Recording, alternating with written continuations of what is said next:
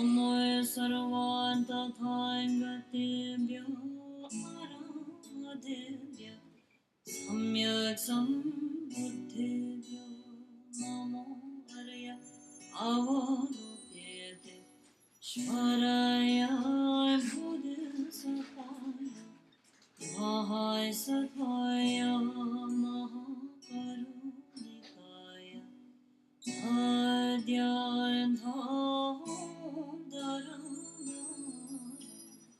Dhire dhire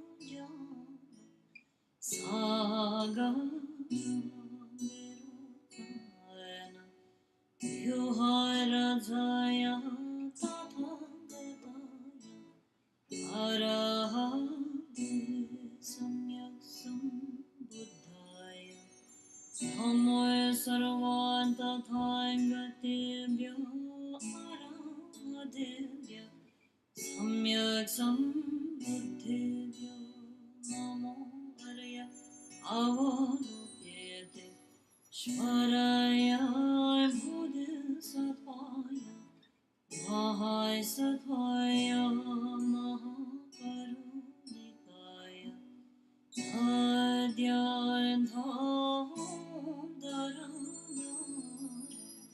Dhire dhire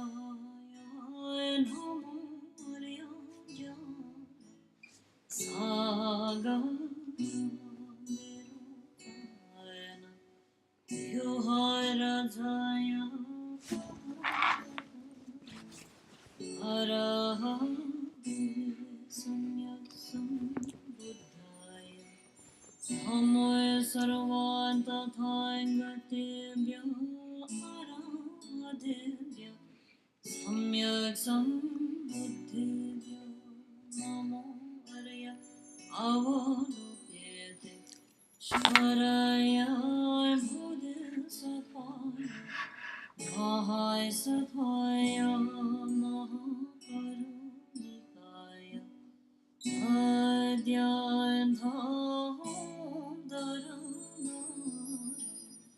Dhire dhire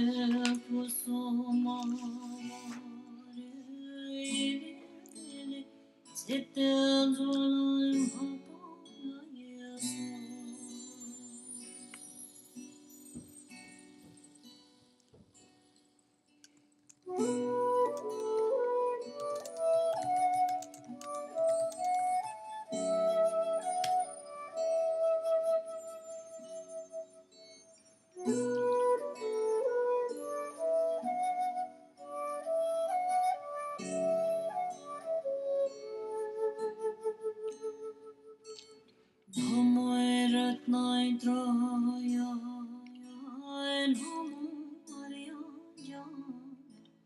Saga Yuhai Rajaya Araham Sambuddhaya Namoe Sarvan Tathai Gatebhyo Aradebhyo Samyak Sambuddhebhyo Namo Arya Avadebhyo Shvaraya Bodhisattva Ahai Satvaya Mahakarunitaya Adhyayantara Dhire Dhire Ite Tsale Tsale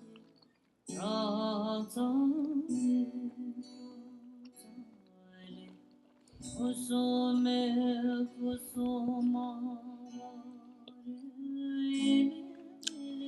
Sityazvanai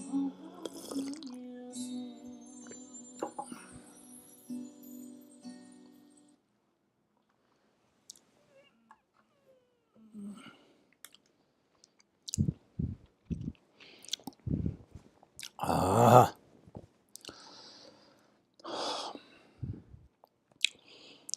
Tumba Jumden de Dijin Shekwa Tajumba Yandawa Zove Sanje Rikwa Dan Shabzu Temba Tewara Shekwa Jigden Jemba Jebu Dube Galo Jurwa Lana Meba Lada Menamje Tumba Sanje Jumden de Pejawa Shaja Duba La Jaze Lo Chodo Jabso Che Wo Tumba Jumden de Dijin Shekwa Tajumba Yandawa Zobe Sanje Rikma Dan Jabso Demba Dewara Sheba Jigden Jemba Jebu Dube Galo Jurwa Lana Meba Lada Menamje Dumba Sanje Jumden de Pejawa Shaja Duba La Shaze Lo Chodo Jabso Che Wo Dumba Jumden de Dijin Shekwa Jajumba Yandaba Zobe Sanje Rikba Dan Shabsu Temba Dewara Sheba Jigden Kemba Jebu Dube Kalu Jurwa Lana Meba Lada Menamje Dumba Sanje Jumden de Pejawa Shaja Atuba La Shazelo Chodo Jabsu Che Ho Sanje Chodan Soje Chonama La Chanju Bado Tane Jabso Che Tage Chuje Jebe Sonamanje Dola Penje Sanje Jobara Sho Sanje Chodan Soje Chonama La Chanju Bado Tane Jabso Che Tage Chuje Jebe Sonamanje Dola Penje Sanje Jobara Sho Sanje Chodan Soje Chonama La Chanju Bado Tane Jabso Che Tage Chuje Jebe Sonamanje Dola Penje Sanje Jobara Sho.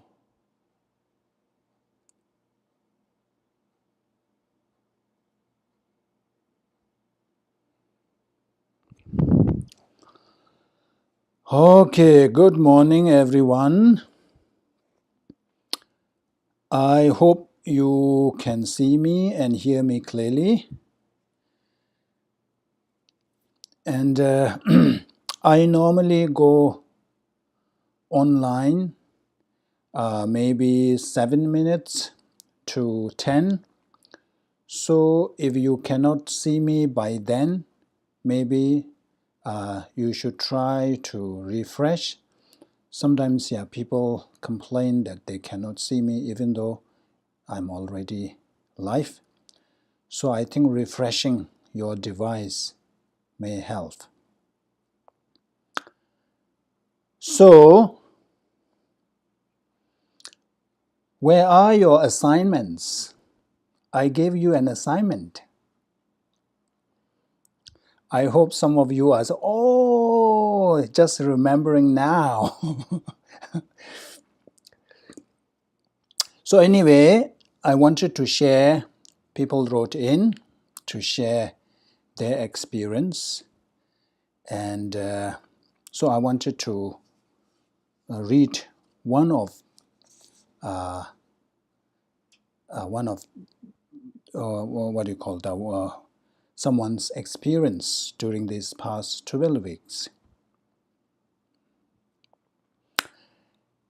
So let me first read. It was a good assignment for me, since my spouse is sometimes a very difficult person to live with due to her expression of anger. Remember, the assignment was to practice compassion or bodhicitta. So this is like an experiment, because we have heard a lot of the virtues. We have heard lots of virtue of bodhicitta. And so now it is time for us to experience the virtues, the merits in ourselves, to gain real experience. So it is like putting into tests. It's like we all, after reading and hearing all this, we have already made the hypothesis that if you practice compassion, if you practice bodhicitta, there will be a lot of benefits. You will benefit. Good things will happen. So that's the hypothesis. So now we wanted to test whether the hypothesis comes out true or not. So we do. We practice compassion or bodhicitta towards another person, and then see how it works. And that's your finding. So here we have a finding. I was able to generate a feeling of compassion towards her and reduce my focus on how unfair she is treating me, and have found that our home has become more peaceful. My negative reaction to her feelings is lessened, and it does seem that though she is still angry, this is less intense. So this is another anecdotal evidence that compassion does help. And there are more insights gained. So let me further read.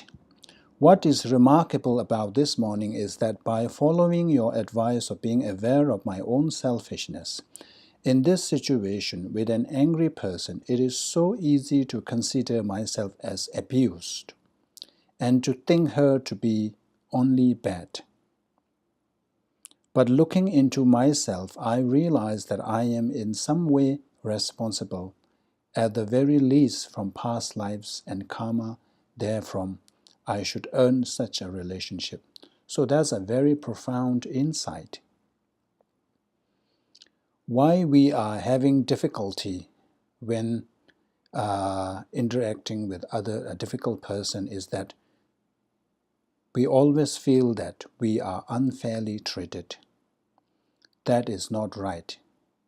That person shouldn't say this to me, shouldn't treat me like this. But if we really think from the karma's point of view, there is nothing unfair. Remember, karma. Remember that slide that I showed during the karma class. Karma has no menu. It will serve you what you deserve. So when we reflect on the 4 characteristics of karma, one of them is that we will never experience any result that we have not created the cause. So if we are experiencing something, if we are being treated badly or we are undergoing that kind of experience, that means we have already created a karma. So instead of getting angry and creating more negative karma, if we are able to take it as, okay, this is a good way to exhaust my karma. What I see from what I'm experiencing, I must have created this karma in the past. So now either I experience it or I purify. There's only two ways to exhaust that karma. So now, obviously, I haven't purified that, so I'm experiencing now. So it's okay. This is one way to exhaust my negative karma.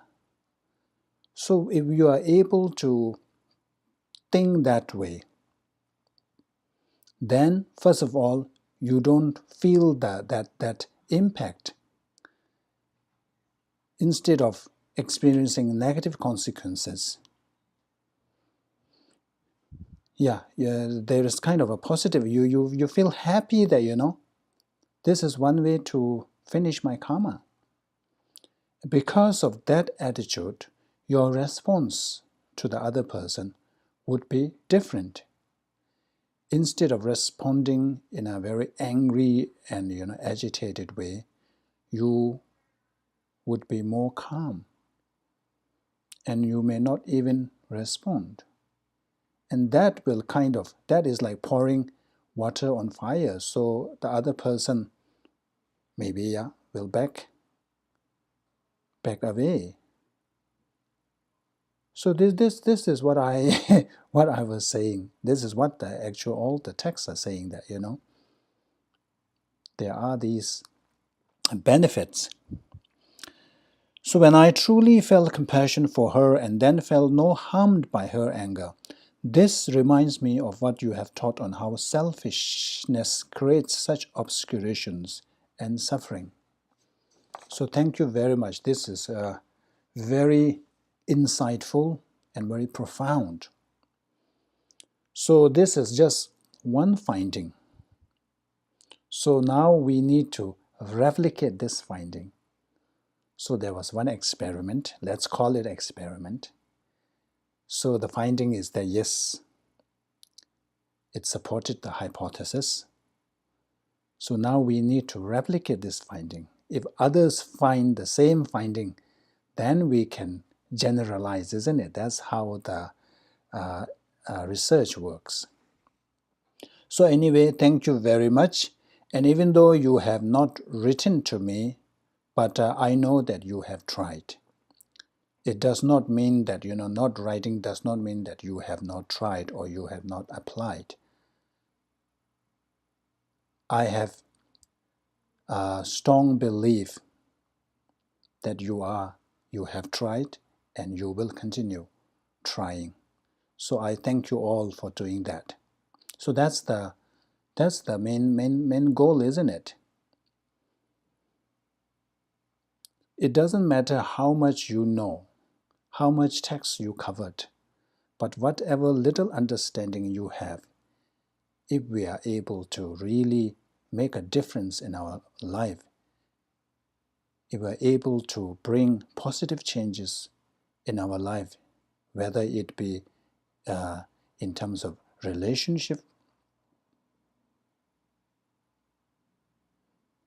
So thank you, and please continue, carry on with the application. So now we are diving right into the text. So we are now at verse 12. Kyawa shingun chushing shinduni debu kene sebar gyuwa ni chanju simji junshin takpara yang debu chimbe mise pewar gyurus. All other virtues are like the plantain tree, for after bearing fruit they simply perish. But the perennial tree of the awakening mind unceasingly bears fruit and thereby flourishes without end. So, what is our ultimate goal? As a Mahayana practitioner, our ultimate goal is to achieve enlightenment. But enlightenment doesn't come easily. It requires us to accumulate the true merits. And in order to achieve enlightenment, one needs to accumulate merits for what is called Gejen Tangmesum, as the 3 great eons. We need to cultivate merit for the 3 great eons. So we need to find a way, find a method, an effective method to accumulate merit as well as to preserve the merit. We need both. If we have found a way to cultivate merit, but if we don't have any other method to preserve that, then as you accumulate, you will be depleting that merit. So no matter how long the time passes, you will end up with the same. It is similar to our salaries. Every month we are getting salary, 4,000, 5,000, 6,000. But if we don't know, or if we don't have a way to save money, then the moment the salary comes in, yes, you have a big balance. And then end of the month, back to zero. You are already itching for the salary to come in. So that's why people say that on the I was told, I don't know from my own experience, I don't know, but people say that at workplace, when the day of salary, the salary day, whether it's Friday or Wednesday, is that people are very cheerful, happy, because they know that the salary is coming in. But then after maybe 10, 11, 12 days, people are all moody because they have already used up their salary. So what I'm saying here is that in order to save money, first we need to find a way to have a steady income. And then in order to preserve that, we need to find another way, maybe invest somewhere so that you can snowball whatever money you have. So if we're able to do that, what will happen is then we will have lots of money when let's say 10 years, in 10 years' time. We will be able to save a lot of money. So it's same. This principle applies. Same principle applies here.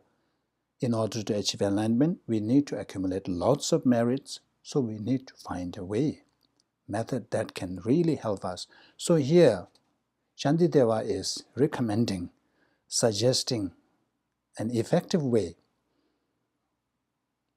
by generating bodhicitta. It says if we are able to cultivate or develop bodhicitta, then we have that effective means. First, to cultivate merit. Remember, we have discussed this. There is a huge difference when it comes to the merit for a person who does any practice with bodhicitta motivation, or one who does with just to be, let's say, just to achieve good rebirth. There is a stark difference. So Shantideva is saying that cultivating merit or engaging in virtuous act with an attitude of bodhicitta is like what is that called? What is that? Plantain tree. All other virtues are like the plantain tree, for after bearing fruit, they simply perish. So this plantain tree, in Tibetan we call it chushing. It is said that this plantain tree, it only bears fruit one time. So you work so hard, diligently water and all this, and then after all that effort, it will bear fruit only one time, and then it dies.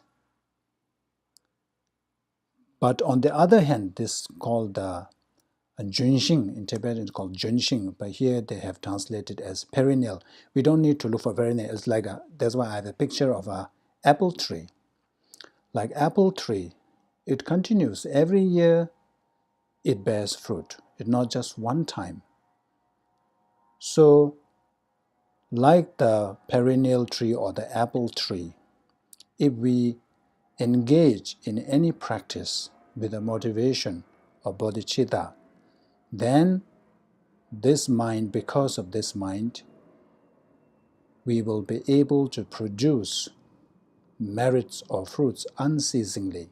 That's why he says, unceasingly bears fruit and thereby flourishes without end. So this is a very important thing. So that's why I always emphasize that it is important to know Dhamma, to study Dhamma. So when we study, we know all this, all these nuances, all these tricks. We all want to accumulate lots of merits. Because if we are able to have a lot of accumulates, then our wishes will be fulfilled. We will be free. Why we are suffering is because we have a lot of negative karmas. Instead, if we have a lot of positive karmas, then of course the result will be happiness, joy, all the good things. So we need to know how to do that in an easy and instant way. We live in instant culture. We want to maximize every, maximize every opportunity. So one way to do is to always start any prayers, any practices with the bodhicitta mindset. And also another way is to dedicate your merit to become the cause of enlightenment, to become the cause to achieve enlightenment. Most of the time, we forget to dedicate our merits. And then the times that we do, we dedicate our merits for this life's purposes. Whatever merit I have accumulated, may I have a good health, may I be successful, may I get a good job, my children do well, may my children do well, may they score good grades in their exam, may they get good job, good earning job, all this. Many of us hardly or rarely dedicate our merit to become Buddhahood. Become Buddha, to achieve Buddha, to become the cause. So in Sutra itself says, Chidara kyazu chena chudi long, kyazu mese badu chu mese. Tishin chanju yongwe kyawayang, chanju mato badu te mese. We have covered this, we have discussed this, but I'm just repeating here. If you pour a drop of water in the ocean, that drop of water will remain until the ocean dries up. Whereas if you pour that drop of water outside on the on the floor, on the ground, instantly it dries, especially when it's a hot day. So likewise, any prayer or virtue that we have created, if we dedicate it towards achieving enlightenment, then it will remain there until we achieve enlightenment. It cannot be destroyed by anger. We have discussed that before. So this is important. So this is what he's saying. This is, of course, we are discussing the virtues of bodhicitta. So all other virtues are like the plantain tree, the virtues that are not complemented by this bodhicitta mindset. And what will happen is, let's say if we create a karma, a positive karma, we refrain from committing killing. But our main concern is to achieve a good rebirth in next life. So their karma will achieve a good rebirth. It will result into achieving good rebirth. And then that's it. That karma is already extinguished, is already depleted, is already finished, exhausted. Whereas the perennial tree of the awakening mind unceasingly bears fruit and thereby flourishes without end. So that's the point here.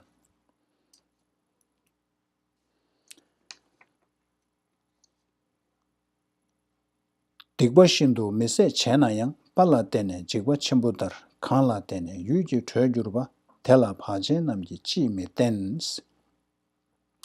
Like entrusting myself to a brave man when greatly afraid, by entrusting myself to this awakening mind, I shall be swiftly liberated, even if I have committed extremely unbearable evils. Why then do the conscientious not devote themselves to this? So, you see a picture here, Kevin Costner. The movie is from Bodyguard. So in the movie, he was protecting Whitney Houston. Yeah. So if we are in danger from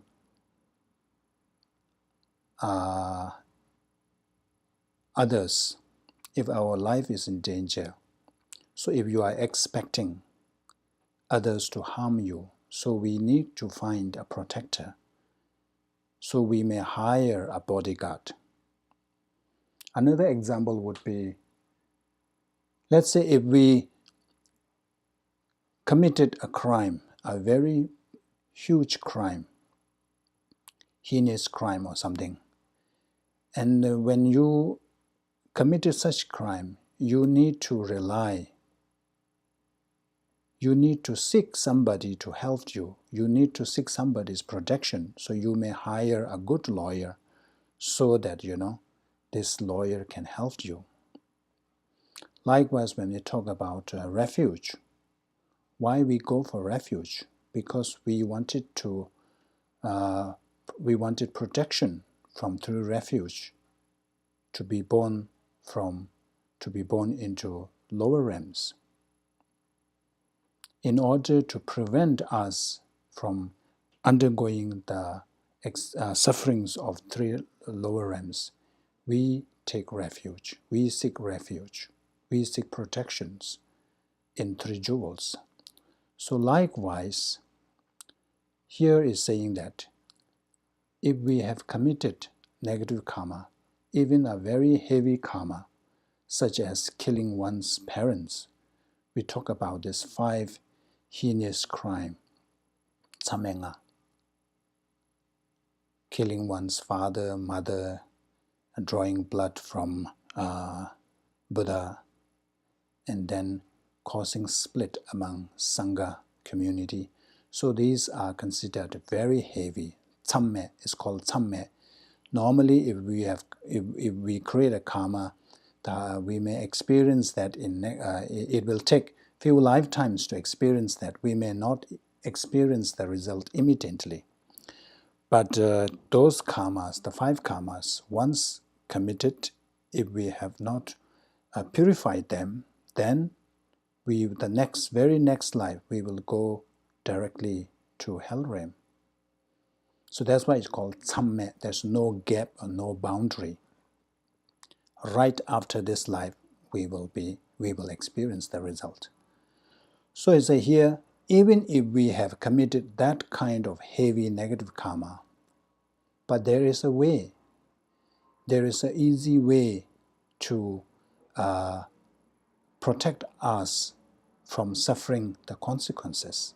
experiencing the negative consequences, experiencing the ramifications of our negative actions. So that is through developing bodhicitta.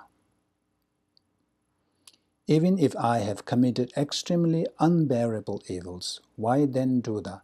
Because the bodhicitta has the power, has the capability, has the ability to purify that kind of, to have the ability to overwhelm that kind of heavy negative karma, then it says why a conscientious person will not devote themselves to cultivating bodhicitta. So this is to show that bodhicitta has the ability to overwhelm even the heaviest negative karma.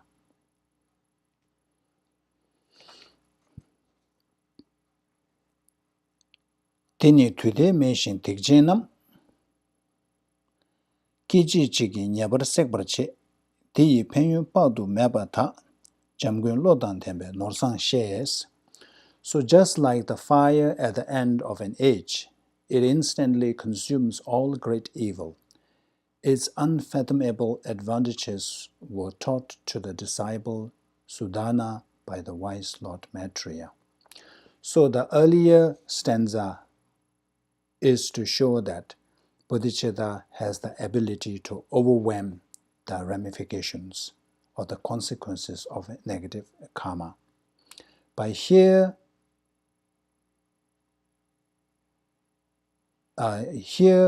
it is saying that bodhicitta has the ability to destroy the root, uproot the negative karmas, destroy completely. So there's no redundance. So in Buddhism we talk about this, the fire at the end of the age. So Buddhism talks about end of the world. When that time comes, how the world will be destroyed is through heat. 7 suns will come out eventually and then will burn down everything to ashes. So I don't know whether or not they will be literally 7 suns will come out or not, but from our experience we know that it is more like a metaphor of global warming. So because of global warming, we see that lots of destructions are happening. So anyway, so it is said that at the end of the world, there will be this fire which will destroy everything in its path. Nothing will be spared. So likewise, if we have generated or if we have developed bodhicitta, then it will destroy all the negative karmas and thereby free us, spare us from experiencing the consequences.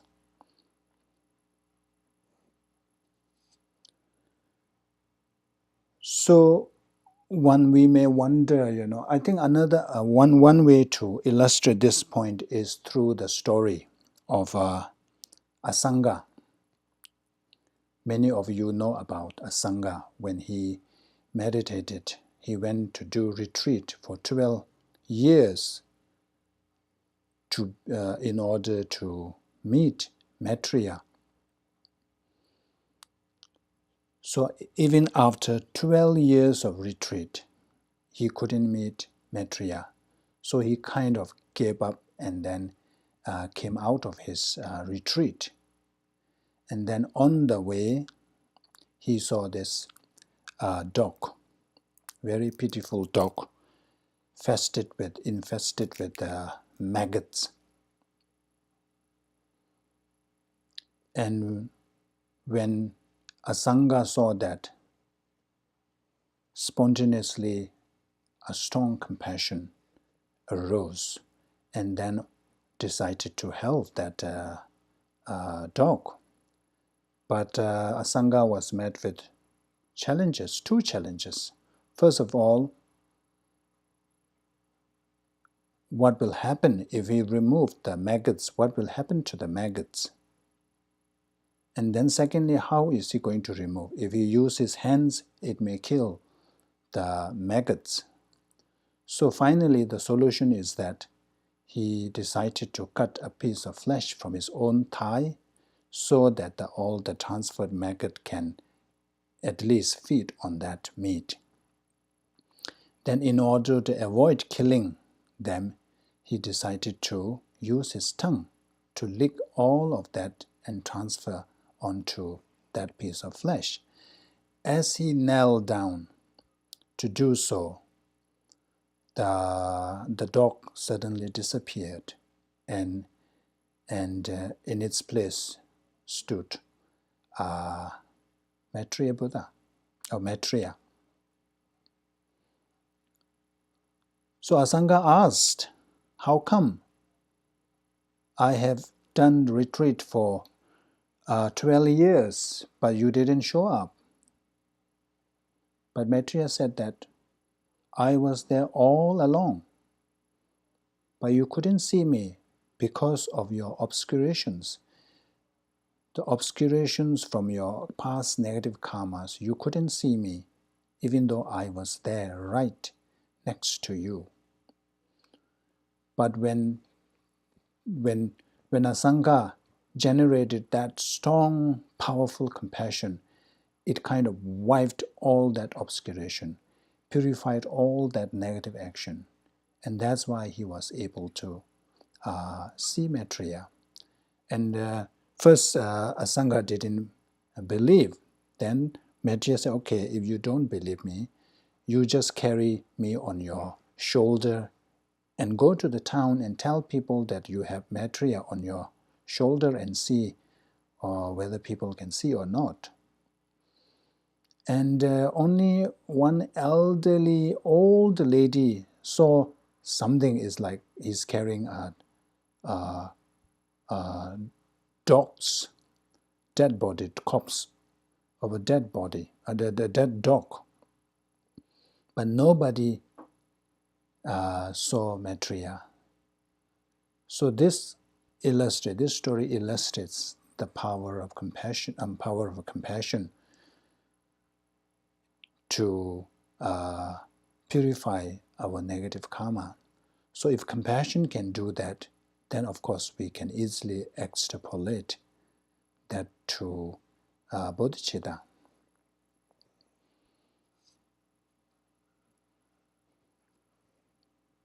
And I think that another reason why bodhicitta is so powerful in destroying negative karma, I think bodhicitta is unique in many ways. First of all, bodhicitta's object. So what is bodhicitta? Bodhicitta is this aspiration to achieve enlightenment in order to liberate all sentient beings. So the object of the bodhicitta, or let me rephrase, the bodhicitta is concerned not just helping a certain group of people, a few number of people or handful of people. Bodhicitta is concerned about helping all sentient beings. So all sentient beings is countless, is infinite. So because that the object of bodhicitta is infinite sentient beings, that makes bodhicitta unique. And then also bodhicitta intention is to free sentient beings from their suffering. And also here also same, it is not the aim is not limited to freeing sentient beings from certain sufferings, but it's aimed at elevating sufferings of sentient beings of all types and all degree. So in that sense, whatever that bodhicitta aim to elevate the suffering is also infinite. In that sense, bodhicitta is unique. And not only bodhicitta is concerned about elevating the sufferings of sentient beings, it is also concerned about providing the happiness and joy. And bodhicitta is concerned about offering the sublime, the best happiness, the best level of. In that sense, is also that happiness and joy is also kind of infinite. So bodhicitta is focus on providing or bringing all sentient beings to liberation and also to enlightenment. So in that sense, the goal is infinite. And then also in terms of duration, wanted to offer that kind of happiness, joy forever, kind of a lasting happiness. So in that sense, bodhicitta is very unique. And when we,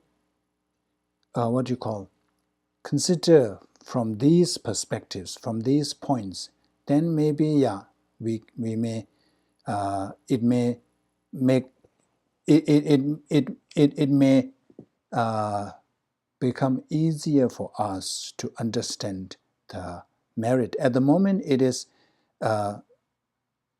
unimaginable. We may wonder how could that be possible. But when we think from all these different points, then maybe you may think that it is possible. So like 100 years ago, those people who lived 100 years ago wouldn't have even imagined that a mobile phone can do all that thing. You can see other people who are thousands of kilometers away. You can talk to that person. You can record. You can send messages. You can do all kinds of things. But it is possible. But now it is possible. We see that. I still wonder about aeroplanes. It's such a heavy metal thing, but it can still float in the air. So there are many unimaginable things that it seems beyond conception, is beyond our grasping. But it do exist. It do happen. It does happen. So likewise, the the benefits of bodhicitta is also possible.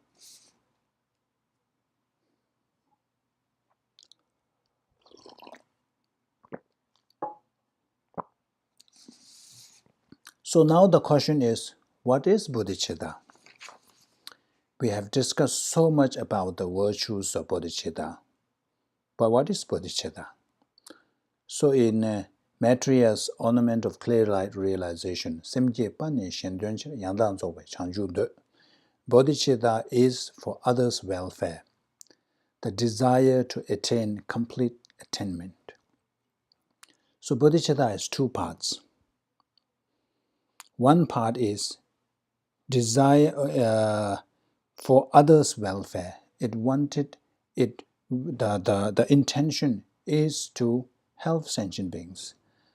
Upon seeing how sentient beings undergo experiences, undergo suffering, after witnessing how sentient beings suffer from all kinds of suffering, then the person decides that I wanted to help them. I wanted to spare these sentient beings from these sufferings.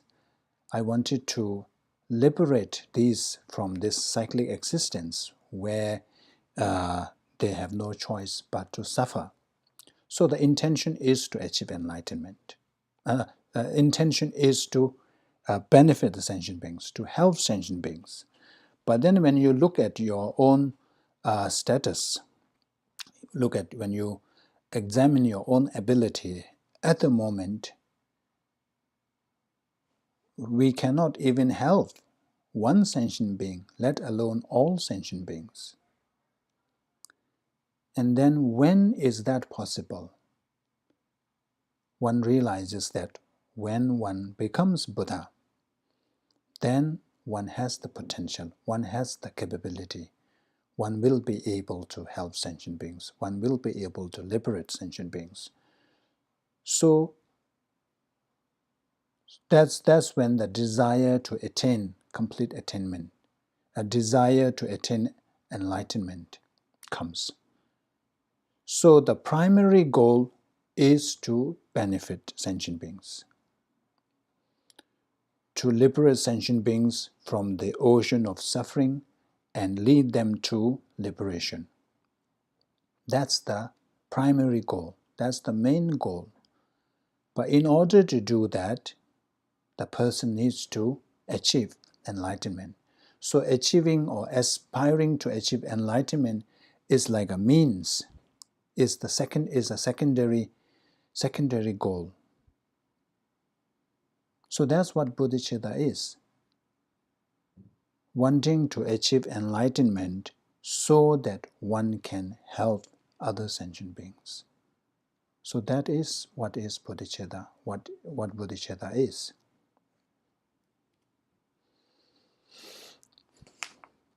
So now, in the Shantideva's text, it talks about two types of bodhicitta. Chanju semden dordu na namba nyeso she chade, chanju mumbe semdane, chanju jukpa niye nos. In brief, the awakening mind should be understood to be of two types. The mind that aspires to awaken and the mind that ventures to do so. We normally call it aspiring bodhicitta and engaging bodhicitta. So when we first generate bodhicitta, so the aspiration, that is only the aspiration. You wanted to help sentient beings. In order to do that, you wanted to achieve enlightenment first. So that is the aspiration. You only aspire to achieve enlightenment in order to help sentient beings, but you haven't made any commitments. You haven't even decided to engage in the paths to get there. So just that aspiration, just that thought is called the aspiring bodhicitta. And then once one commits to engage in the paths or engage in the practices of the six perfections through taking bodhicitta vows, then one's bodhicitta becomes the second one, the engaging bodhicitta, or sometimes translated as venturing bodhicitta. Dōwar dōdan dōwai chedā chidar shebata, tishin kebe dini ki chedā rimshin shebar chas. So it's quite,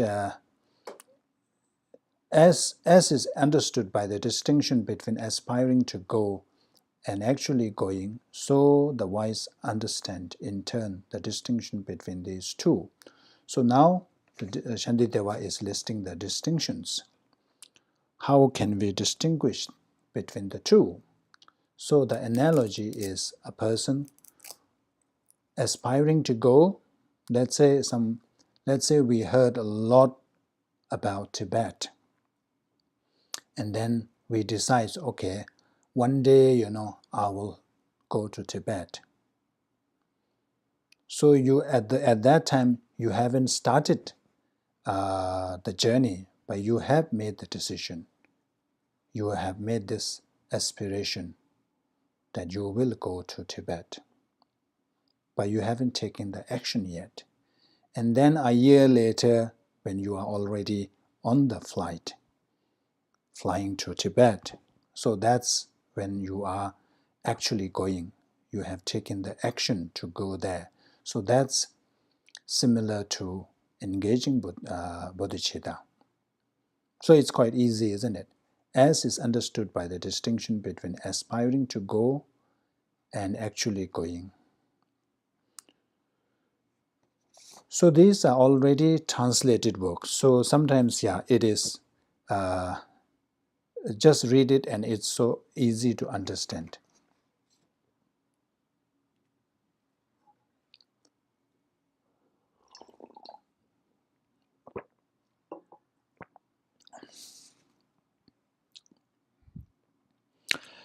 Chanju Mumbe Semle ni Korze Debu Che Jongyang Chedar Jungbe Semshindu Sunam Kunja Jungwa means.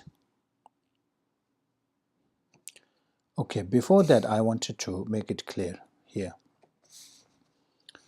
So this the distinction between the two. So in Lamrim Chimbo say Chimba la sobe choba la lobjang rung me lobjang rung chisidu tomba masung wa tisidu membe semyin las tomba sungne semde jube semsu shebar chade gomrimle dowan deda la pembe cher sanje su gyurji che kang tomar tondo nyawa teni membe semso kang penje tomba sungde so namla shubha teni shubha semsos.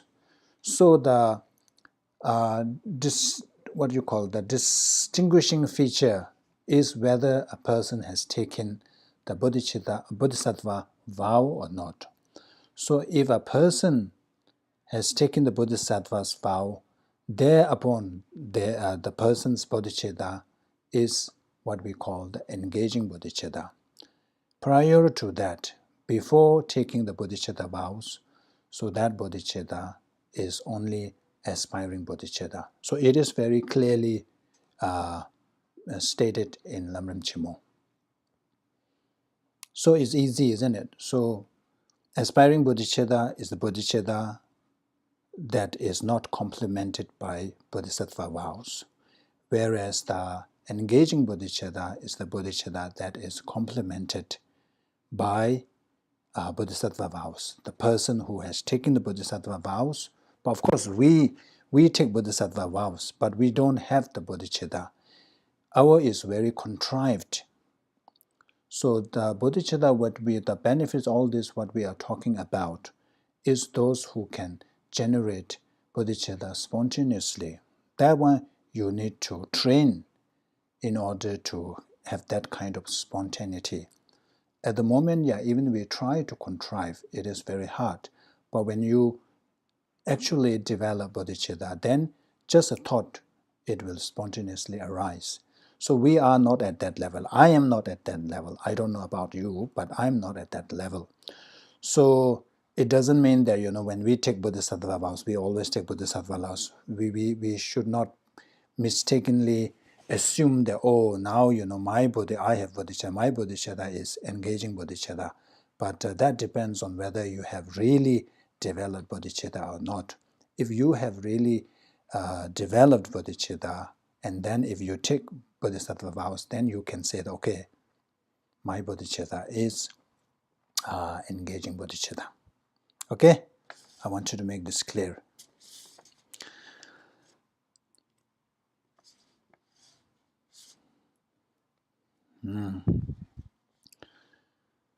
Although great fruits occur in cyclic existence, from the mind that aspires to awaken, an uninterrupted flow of merit does not ensue as it does with the venturing mind. So now, all the what you call earlier the virtues we have discussed is a general discussion of the virtues of bodhicitta. Now Shantideva is going into specifics. So now we have already talked about the two types of bodhicitta. Now Shantideva is making a comparison, which is more virtuous, which is more powerful. So it says, although great fruits occur in cyclic existence, from the mind that aspires to awakening mind. So awakening bodhicitta, even if one is able to develop that aspiring bodhicitta, that itself is very meritorious. Remember we talk about the diamond, a piece of diamond. That's why I have an image here, a diamond ring. So diamond, when you compare with gold, if you have a small tiny bit of diamond, it can overwhelm a big piece of gold. Even the diamond, if it's broken, it can still overwhelm a gold piece. So likewise, even though it is at the aspiring stage, it is still bodhicitta. It is still a seed of enlightenment. That seed, that aspiring bodhicitta, will eventually lead to enlightenment. So first you develop aspiring bodhicitta, and then you take bodhicitta vows, and then you engage into the six perfections, practices of six perfections, and then eventually one will become enlightenment. So in that sense, that bodhicitta is the seed of enlightenment. And then, we have already discussed all this. When you have real bodhicitta, one will be free from all the pain and suffering. Why we experience pain and suffering is because of this self-cherishing attitude. The importance that we give to this self. So when you are able to develop genuine bodhicitta, so this concern has shifted. Instead of prioritizing yourself, instead of cherishing oneself, we have now shifted our attitude. We are now more concerned about others' welfare. So when others say nasty things and all this, it doesn't really affect you as long as the other person is so happy. So imagine if you have that kind of attitude. There will be no failure in relationships. Whatever the other person do, because your concern is all for other person's happiness and joy.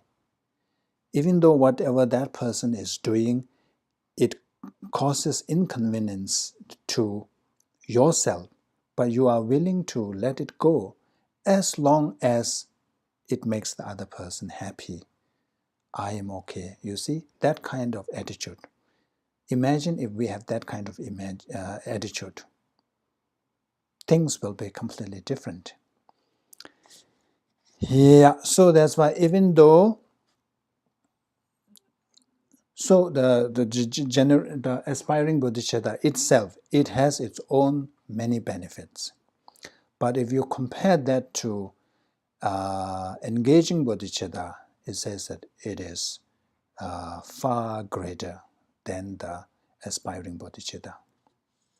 The engaging bodhicitta, the merit of engaging bodhicitta is far greater than the aspiring bodhicitta.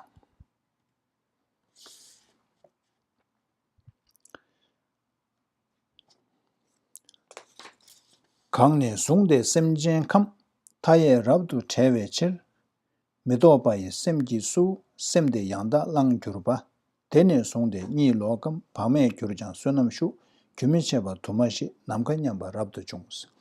From the moment one takes up this irreversible attitude, so irreversible attitude is your attitude is to help sentient beings.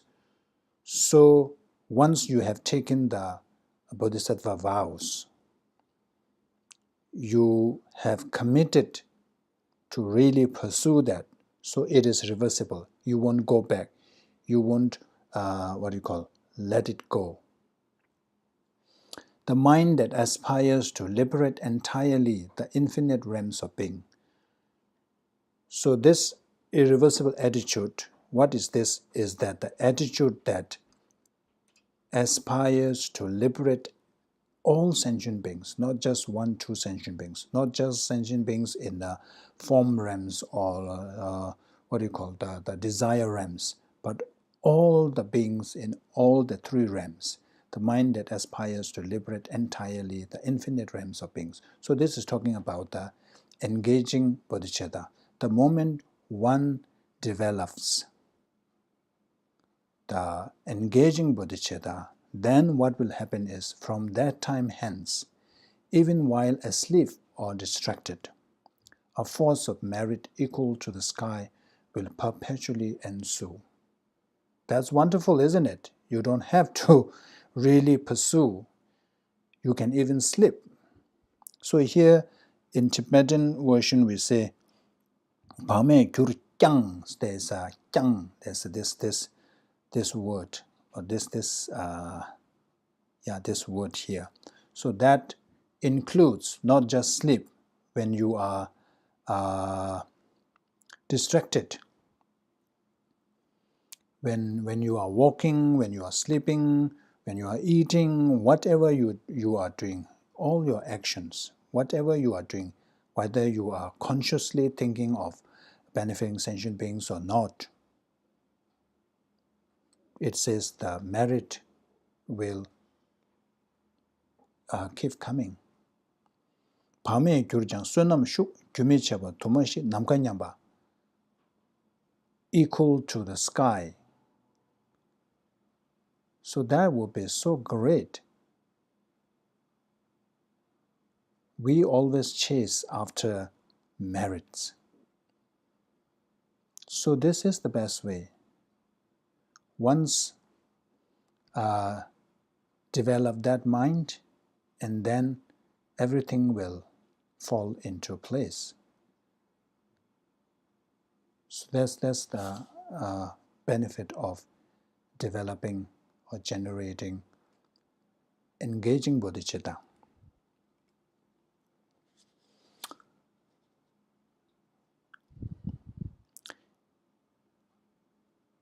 So in another sense, this is like the developing or generating engaging bodhicitta is like a magic potion.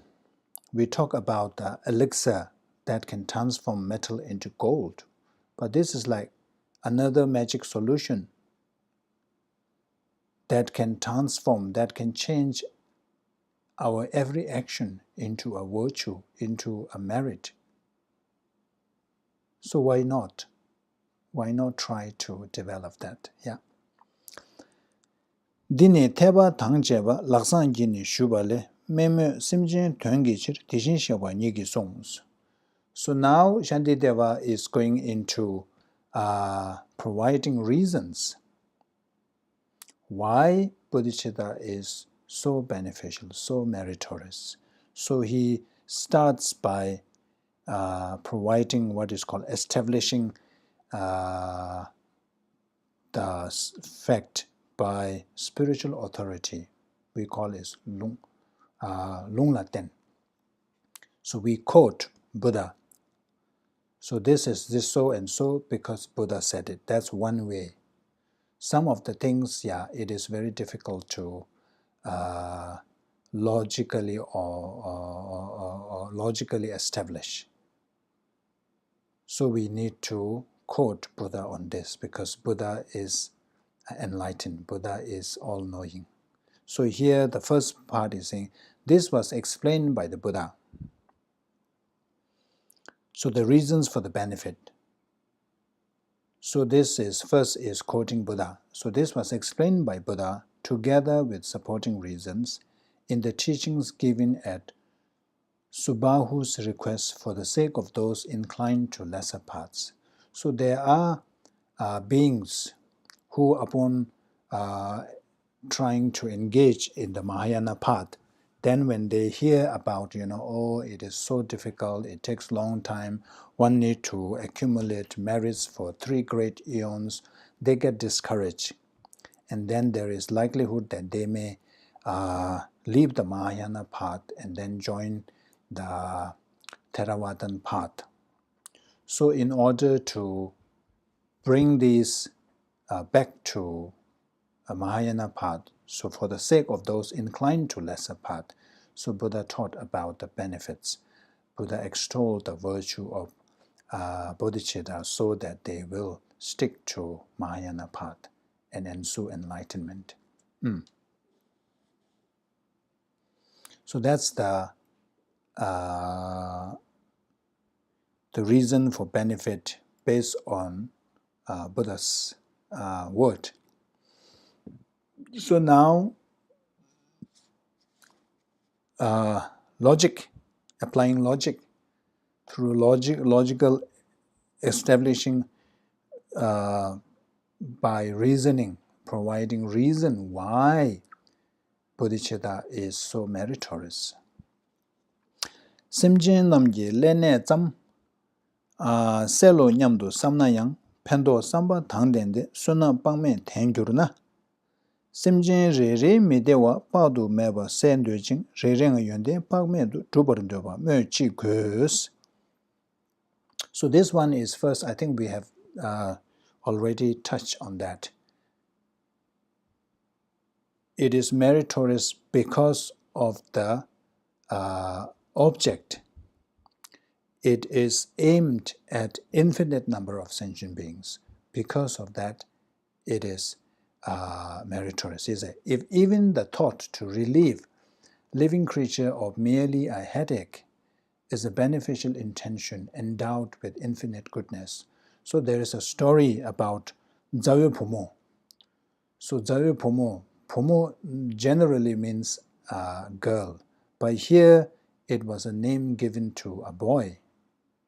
So there's a different version of the story, that the main point is that when this person, when he saw others experiencing all kind of karmic results where they are being tortured with all these sharp weapons piercing their head, when he saw that, he generated such a strong compassion and wished that may all they be free from that suffering. And because of that, he was able to purify the negative karma that has brought him in this situation, and he was able to be born in the Deva realm. So that's the story behind this. So even if the thought to relieve a living creature, even if a person if a person generates a thought to relieve a living creature of merely a headache, if you see somebody's having a headache and if you wish that person to be free of that suffering, and because it's a beneficial intention, because that there is no self there's no self-interest, but that is really focused on the other person, really wanting to help, that really wanting to free the person from the suffering, because it is beneficial intention. So that one brings, if that brings infinite goodness, then it says, why not? Then what need is there to mention the wish to dispel their inconceivable misery, wishing every single one of them to realize boundless good qualities? So as we have discussed before, that bodhicitta is, first of all, it is aimed at dispelling the sufferings of all sentient beings, and then providing them all kinds of happiness, the lasting happiness, all this. So if just generating a wish to generating a thought to free one person's headache, if that is to be considered very meritorious, then what need is there to say that kind of wish that is aimed at elevating the sufferings of all sentient beings and providing all the good things in the whole world to each and every sentient beings. So this is what I mentioned before. Because of the object and the intention, it is very unique. It is not focused on one person or two persons. It is aimed at all sentient beings, infinite number of sentient beings. Because of that, it is possible.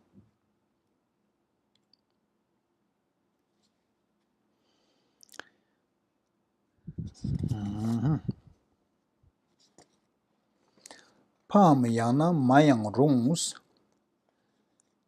Sula dinde pensim yu latang tangsun namja rung samba layang di yu tam simjen teda nyi la ngun. I think we will stop here and we will continue from here next week. This is where we talk about the rarity of bodhicitta. It is very rare to develop this kind of mindset. So we stop here. We finish a bit early today. Let's do the dedication prayers. Thagi chini sabe gyawa de tendan rowa kunla kangben dan kewara chuzun losan tawa ye tembe nyingbu ringdu seje sho. Jambe bayu jedara kemba dan kundu sambu tenyang dejin do teda kungi jesu talob je gyawa deda tamje rabdu ngo tuzun shekbe gyawa tamje Ngowa kangla chodo ngaba de thagi kewe zawan digyunja sambu chuji rabdu ngowa ragis. Okay, thank you.